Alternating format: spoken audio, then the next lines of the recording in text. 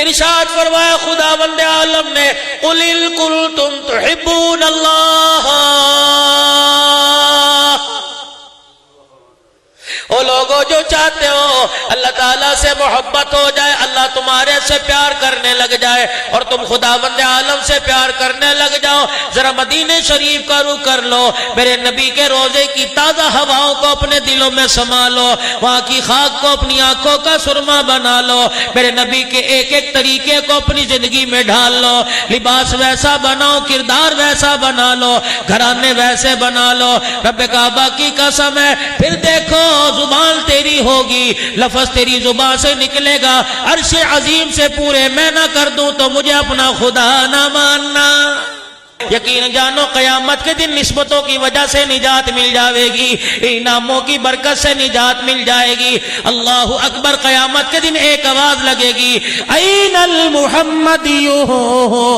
کہاں ہیں وہ لوگ جنہوں نے اپنے بچوں کے نام کے ساتھ میرے نبی کا نام لگایا؟ دائیں بائیں سے لوگ آئیں گے، جی میرا نام بھی محمد اسلم ہے، میرا نام بھی محمد ارشد ہے، میرا نام بھی محمد سلیم ہے، فلانے فلانے لوگ آئیں گے، اللہ جل شانو سب کے چہروں پہ رحمت والی نظر فرمائیں